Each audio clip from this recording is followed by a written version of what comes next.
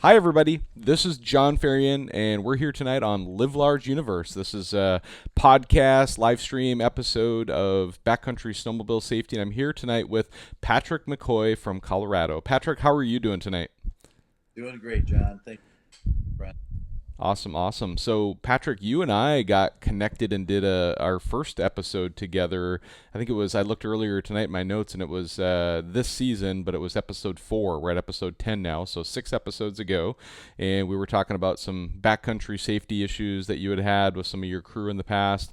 And when I met you, you had such some incredible stories that were going on, and you had more stories to tell. And so I promised you we would circle back, have a part 2 of your episode, and come back and chat some more. So, how's things been over the winter season so far? Give me a quick light update on how your season's been going so far since we last talked. Oh, it's been exciting. I've not only blown up a sled again and had to evacuate it for a night and recover it the next day after me and my crew worked so hard pulling it way out of these holes. We've This year's been that over and over again. Almost every ride I've been out on, we've evacuated that somehow more than I've ever done every ride basis. However, still having a lot of fun when we do get the ride after those moments. And then one of my best rides was just last weekend with my daughter. Her and I, we've been testing the water on moving her from the 200, wanting to get her a 600, but she was riding the 850 just to feel that power and me seeing if she's ready to move to something a little bit more powerful. And after a couple big loops down in what is called Muddy Creek, he said, "Dad, I love this. This was fun." So that moments where for a dad, they're either in it or they're not. Sometimes they're not. But when you get those outbursts of joy, I mean, you can't ask for much more than that. That's awesome. That's awesome.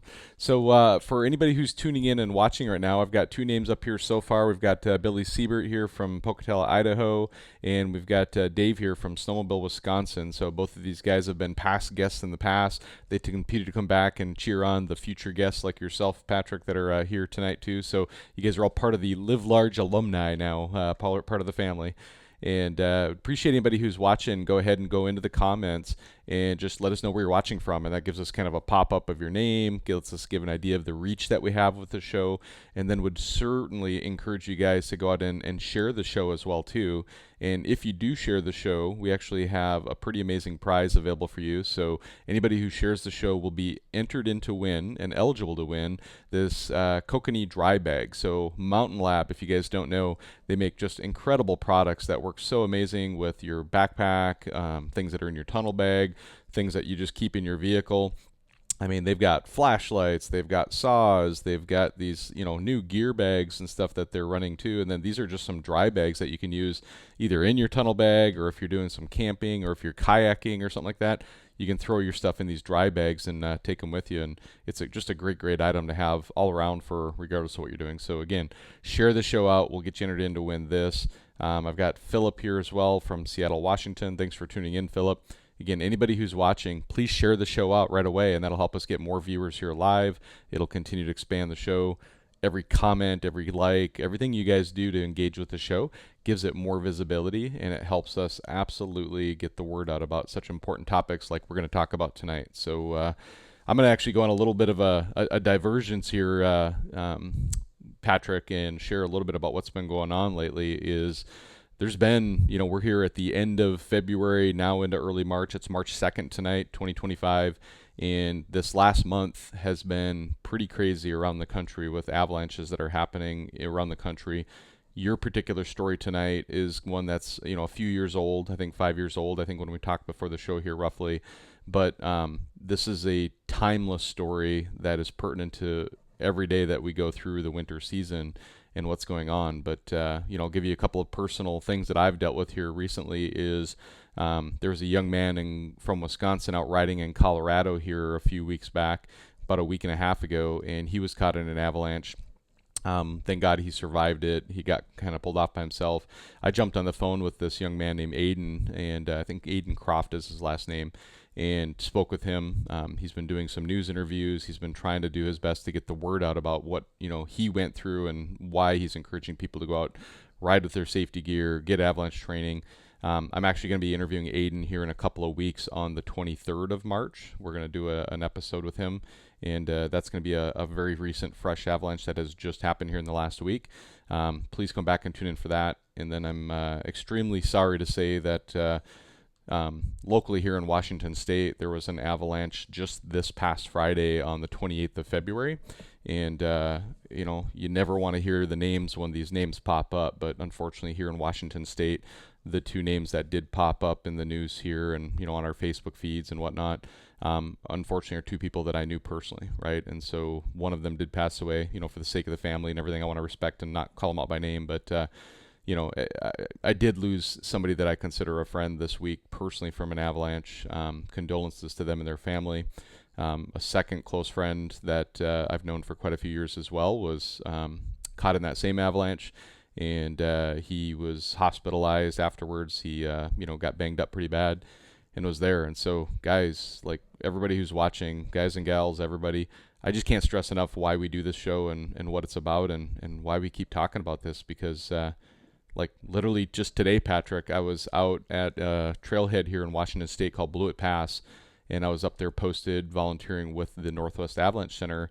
One of our forecasters was there, a young lady named Peyton, myself was there, and as we interacted with people coming up the mountain and parking in the snow park, and there were snowshoers, there were skiers, there was a lot of snowmobilers, and it still is just crazy to me how many people walk up and had not even heard of the Avalanche Center before, and we're letting them know for the first time ever, what the Avalanche Center is, what we do, and what it's about.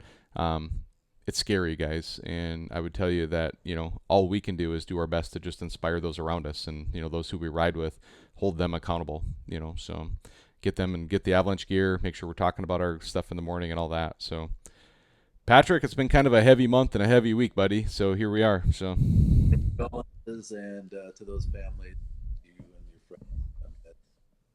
It's hard to hear those stories. Kind of that is a good entry to being in Fort Collins, Colorado. We have Tyler Lundstredt, backcountry awareness. This was something that when I moved here, started snowmobiling, you heard the stories about that episode with Tyler. And yeah, I know Brian, his brother, and we've become acquaintances, friends, I would call him, as I know him here locally. I see him.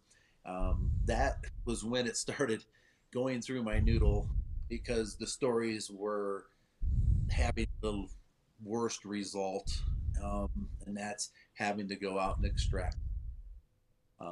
Those started pounding thoughts in my head. How do you get more knowledge? How do you get more knowledge? Again, another good friend, Matt Beck, he owns Front Range, Front Range Power Sports here in Fort Collins, and he would have Brian in, and they would do free free level 1 courses, if you will. kind of awareness classes. Yep.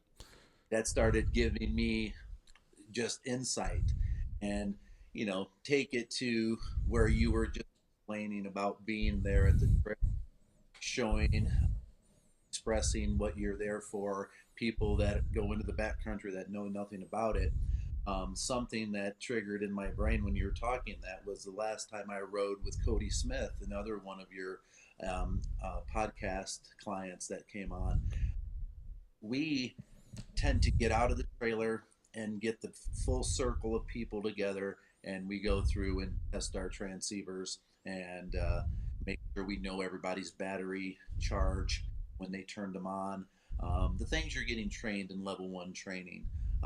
But something that happens, and it happened that day, was we were outside doing this, and there was a gentleman that had his skis on his shoulder walking out of the lodge that was right in the area where we were at. He watched the whole thing.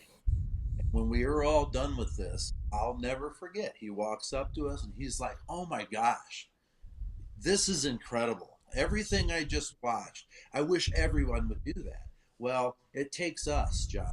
It takes us just doing it out there in public and getting people's mind more. What are these people doing? Because it takes that. It takes sometimes a spark, and I believe we are that. Yeah. Um, these stories that I'll talk about 5 years ago when these things happen, a lot's a lot has transitioned from 5 years ago till now, based on these stories as to hopefully what me and my crew will do versus what we didn't, or some of the choices that we did do on these stories that I'll tell. Yeah, and I think that's the important part too, is everybody understands is that we all I mean, especially myself, like when I first started mountain riding, so many mistakes I made before I had gone through any training and education. You witness experiences, like I've witnessed avalanches out there. Thank God I've never had to dig anybody out. But those are those moments that trigger you to realize, like, oh my gosh, there's so much going on out there that you need to really pay attention to. And then becoming somebody who can be then kind of a role model or an inspiration for others. And, just this past Saturday, we had a great big community event in our snow parks here in Washington State where our club that I'm the president of, we did what we call the annual steak feed. It's kind of a big potluck after a ride at the end of the day, throughout the day. We had like, I think, roughly 20 people there for that. And then another adjacent club was doing a big hot dog feed up there and an avalanche fundraiser, which we attended and just, participated in. But our group consistently we're in the snow park, right in the heart of the snow park where everybody rides right by us, and we're out there checking beacons and avalanche training and just having a discussion about the forecast. And we're doing it in a very front and center location to hopefully make sure that people who are riding by are paying attention to, like, I wonder what they're doing, if they don't do it themselves. So again, all we can do is try to set the example and hold people around us accountable that are going to ride with us. And if we don't let people ride with us, if they're not going to have the gear, and or if they don't have even a desire to get the training or to learn something from you as you go through it, then you may have to set the expectation that, guess what, we're not riding together this week because it's just not safe to do so. So Yeah, it's the mindset of keeping everybody yeah, aware. I mean, everybody's got to have that fun, meaning hit the line and have that fun. You yeah, always have to keep an eye out for your team. I mean, that's yep, just, and that eludes early in the rides, as we're riding Snowy Mountain Range. My crew and I would oftentimes come to hills that we knew we had to climb out on, and we were making decisions this particular day that were one at a time. Um, Everybody wait at the bottom, and nothing at this point in time in our rides, all the years that I've been riding, have ever broke. So I hadn't seen right in front of my face something break with one of my crew on the hill. And so I think I was second one up, third one up, something like that. But it was the very first person that went up over the hill. And to see his tail end of his sled leave visual and to watch the entire hill break and be coming towards us. And we were out of zone to where we weren't going to take this hill because it wasn't a monster hill. But this was one of those moments where when he came back and looked over the lip, it was probably about a 4 foot break, and it was probably 50 yards wide, and it yeah, just hill down. It would have been a mess if we all would have just, with our adrenaline like we normally ride, just would have went one after another, because everybody who would have went into that hill after him would have been part of that fall. So that could have been very dangerous. And he, with that adrenaline, kept riding up over the lip. So he yeah, didn't come back about 10 minutes as he was enjoying his line that kept going and going and going. So let's think that we were all on that hill and went down with the slide and we're all buried. He was the only one left, but he was so concerned with his fun, he just kept going. And when he came back, we were all down there, and I'll never forget him saying over the intercom, just saying, "Holy cow, what happened?" But again, this is 10 minutes later after he came back. We were all sitting there waiting to where we know he's okay.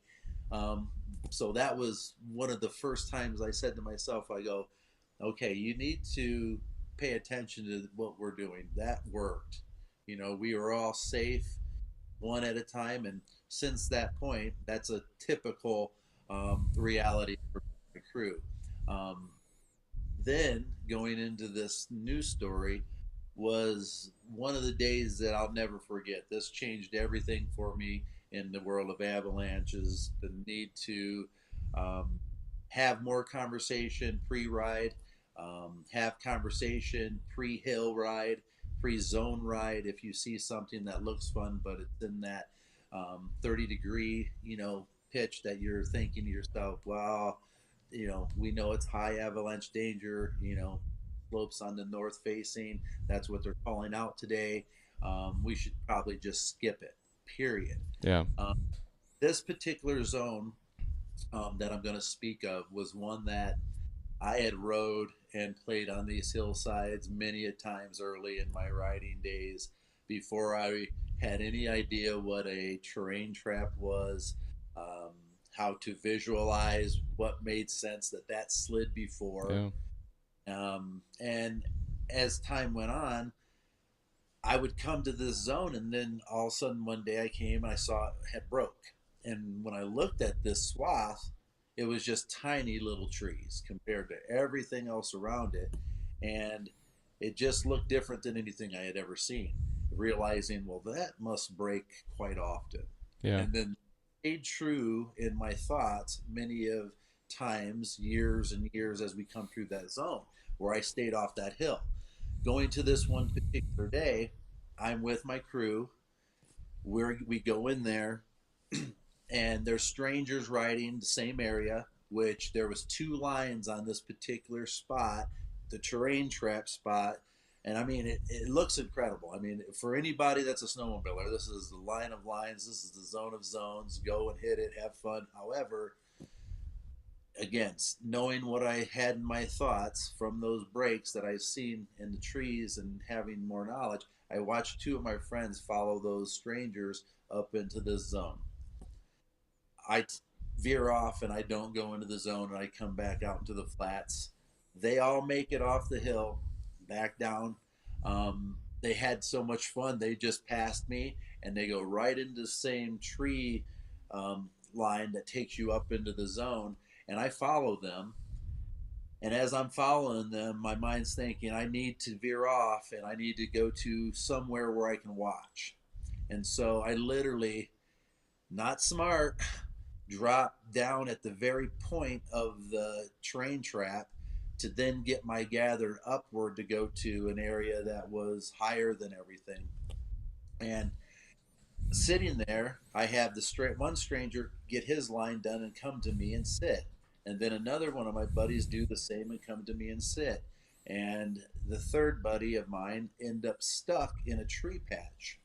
And so we're about 50 yards away and we can communicate just with voices, and everything seems just, normal. He's stuck. We're there watching. But I keep rolling through my head, this is the worst place to be stuck. This is the worst place to be stuck.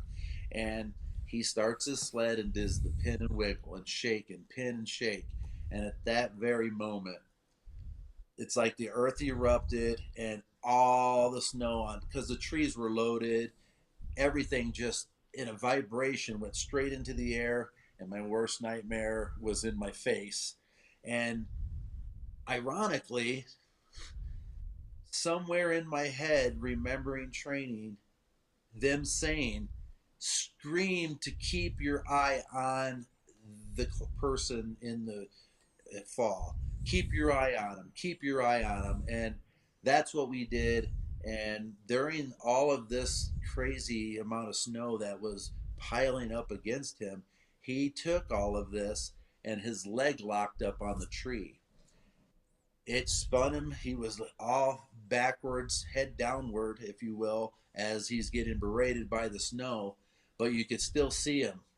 And thank God this happened, because during that fall, the snow, again, you could see, once you trained in understanding an avalanche terrain trap, you could see how this entire hill worked into that, down to the trap. And I'll never forget his snowmobile being the biggest skidoo on the market, a 175, if you will. The sound of the snowmobile went from where I was on that higher elevation past my ear, and I'll never forget hearing it sound like a regular snowmobile idling, and then the muffling of where it finally got dumped and tumbled into that trap. Um, and then everything came to a frozenness and just stopped. And then there you could see the person hooked on the tree. You could walk through the avalanche, and then there was a point where he was able to get himself turned around and communication started happening. 5 to 6 other snowmobiles had seen this happen, came up to the zone, and next thing you know, we were 10 to 12 people strong, knowing my partner was okay, he was alive. We started probing for his snowmobile. Yeah. Several of us, I was with my friend, but several people started probing. It took a half hour. Probes were not long enough, and someone ended up sticking a probe where they thought, as we worked zones, so we had like 6 7 guys working literally together as we were working like zones to not miss a beat. And then finally we got a tap. From that tap, this is where the reality of how bad this scenario could have been, Yeah. him not getting locked to a tree. That snowmobile was touched at the tip of the bumper, a Yeah. 1.5. So the rest of the snowmobile was vertical in the trap. Wow. Literally 3.5 hours of 10 to 12 people digging nonstop to get that snowmobile free, roped up, and then pulled out of the hole. Realizing that a human in that scenario, when you have 15 minutes of good air to be able to help get that person out of that, we wouldn't have been able to do it. 10 to 12 people wouldn't have been able to do it because it took a half hour just to find that sled. Yeah. And that woke me up, John. I mean, that was Yeah. one of those where you hear stories like you just told. Um, you hear stories when you move here about why there's a backcountry awareness company that's out there. I mean, those are losses. Those are heartfelt, deep things that Yeah. every one of us in this sport that go out and run that throttle the way we do anywhere on a slope, we're at God's will. Yeah, it's crazy. I mean, you think about just in general, like quote unquote, how do we snowmobilers get put in this position in the first place? And it's this, it's kind of like anything, right? It's like, you're drawn to it because, it's awesome, it's crazy, it's fun, it's all those things. And then you got to weigh it against what are the risks and the challenges at the same time, and how do you mitigate it, right? It's like, the crazy thing in our sport is that you can go to the same hill 100 different times and it may only slide one time out of that 100 times, right? And it's like all it takes is the right snow and the right conditions and the right temperature and the right weather, the right snowpack, the right wind, and all of a sudden all the things come together and you hit the wrong spot on the slope, right? Like maybe you get a spot that's close to a boulder under the snow where it's a little thinner than everywhere else, and you cause it to fracture and mitigate. Like somebody could have been riding the hill all day long and not trigger it, and all of a sudden you hit the wrong spot on the slope and it's going to go. And so it's literally to some degree a little bit of a game of Russian roulette. And I think, what I would encourage people to just think about is this idea of like, what is snowmobiling and, backcountry snowmobiling, and what does it need to be, right? It's like, does it need to be the biggest, craziest hill climbs or, these, areas that are risky avalanche terrain? Or can it just be get out there and enjoy the deep snow and the powder in an area that's a little bit more moderate or a little more mellow? And so it's a tough deal. So, yeah, I just am a little caught off guard here too because my buddy I told you about that was in the avalanche today, while you were talking, was texting me. He had just gotten out of the hospital and let me know, and I see his name has popped up here too. He's actually watching live right now while we're here. And so, William, I'm just going to say God bless you, my friend. Thank God you're alive and that you're here with us tonight watching. And collectively, everybody here is here and watching. We're so sad for the loss of your friend Andy, who you lost in that avalanche. And, a lot of us knew him and stuff too, man. And so once the show's done tonight and I wrap up here with Patrick, I'll reach out to you, William, and we'll chat a little bit tonight too. So it's a rough week, man. Life's crazy. And I just, sometimes you wonder if it's all worth it. It's like, it's so amazing, the sport that we do. But I think just by everybody making sure they have the right gear, making sure they know they're checking the forecast. I mean, you can do a lot of things to mitigate most of the challenges that we're going to be up against. But at the end of the day, like, there's nothing certain. It's no different than, literally driving to work every day and, you hope somebody doesn't run a red light and T-bone you, right? Like, there's some things that are just sometimes out of your control, and no matter if you do everything right or not. And so, you Yeah. know, God bless everybody who has to deal with this stuff and what we're all going through. And so, talk to me, Patrick, a little bit about when you guys dug that snowmobile up, the consistency of the snow and how hard it was. Like, it just literally turns to concrete. And you said it took you, what, 2, 3 hours to go through it, but it's like, you can't just sit there and scoop it like regular snow. You got to literally chop it away and chisel at it and stuff, right? Do you want to kind of elaborate on that a little bit further? Absolutely. So, snow, once it breaks, it's in motion. Friction keeping that up. Um, then everything stops, flash freeze, and again, I never dealt with anything like that. Um, and next thing you know, it's 10 to 12 of us dealing with it, where people would shovel until they were out of breath, and then hand the shovel to the next person, and kept 5 to 6 people constantly shoveling. But it was where you had to dig on every side. The Mm-hmm. snowmobile, it wasn't until we were down past the skis to Before it let break it loose. Yeah. just a little bit, and still had to uncover all of it. It completely 100% frozen, where there was no getting it out. And again, that it should post merit to the factor of how hard any of it's going to be when you're in that situation, and where you can really make a big deal by, if you have a crew that you're constantly with, start making a practice moment per day of playing with transceiver, talking about how fast to rip that bag off and get the shovels ready, and get motion to get a leader who's in lead of the transponder, in motion to find the person, and everyone else is ready to start digging and moving snow. Those things just, again, are no different than practicing hop over, practicing the Yeah. side hill maneuvering, the S, anything that we're having fun to practice to be better at the snowmobile. There is the Yeah. next practicing to be the Well, best you can. and so much of it is just taking a simple first step, right? It's like, I think of all the club rides that we do where we're out checking our beacons, shovels, and probes at the beginning of the ride, and we're testing people's search and their transceiver and their transmit options. And, it happens every season, but as recent as just a few weeks back, we were with a group, and, we always have some new riders with us. And it's surprising how many people, they have a transceiver, but they struggle to figure out how to even switch it into search mode in some cases. I see, and probably a little bit of a, I don't think it's coincidental, but like the folks who show up with a very old transceiver, you can tell they're an old transceiver that they got from somebody as a hand me down. They don't really understand how to use it, and that's what they're using instead of a more new modern one that's there.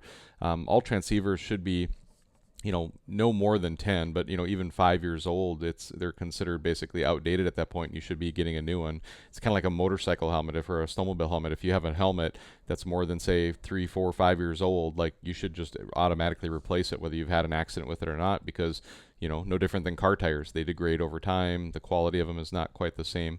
But then just watching somebody struggle, nothing makes my heart hurt more than just somebody struggling to figure out how to just go into search mode and understand how to make their transceiver work. And but that's what we're there for. We're teaching. We're not shaming anybody, but we're just there teaching them how to do it and getting them on board. But those are things to pay attention to. And you'd be surprised if everybody religiously did that, how often you guys collectively would find that the people in your group, a lot of them don't even understand how to use the equipment that they carry every day. So, like That's probes, I've watched people try to like assemble a probe and like how to get it to like be rigid. They pull it out and then they're like, well, how do I get it? They try to put it together like a tent stake or whatever, like the foldable tent stakes, and they don't realize that you got to pull the handle on the end and get it all stretched tight and lock it into place.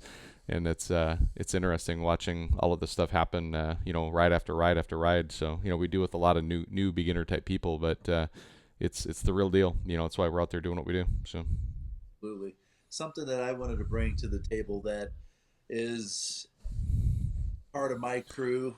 We've had someone I didn't know, but one of my crew that I ride with every now and again was an individual alone with a rider. And one of the things that um, has been known, and we've lost many from this scenario, is the mousetrap. Yeah. Um, and riding with just two people, um, there's that point where that happens on steep slopes generally when someone's really bringing the front end up and over, and then things just go erratic, and they have that sled smash back on them. Uh, Oftentimes they're in a very particular spot. It's usually really, really steep when those things happen.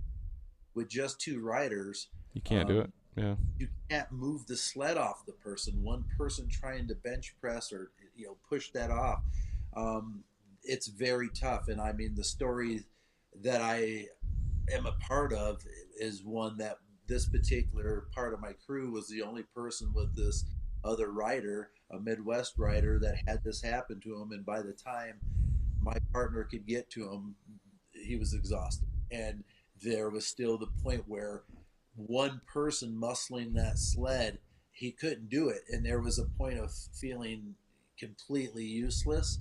And you also had an exhausted individual where, it was very tough on him. Yeah. He's still with us today. And, I give it up for, my crew member for having the mental strength to still get out here, because you had brought it up before, that feeling of Russian roulette in this sport, where we're putting ourselves in places that certainly anything could happen that is not on the level of positive when it comes to an avalanche. You're part of it, or in a some type of wreck that might cause you. So it's really almost necessary to even think on the level of how many riders should be in a group if you're go backcountry boondocking. Yeah. Um, should there be more than six? Probably not. Should there be more than two? Probably. Yeah. Um, again, it comes down to one bad thing, more people in mind Yeah. that can help is necessary. So maybe that's a topic that can start be talked about, because we all know no one should go riding by themselves, but Yep. people still do. Yeah.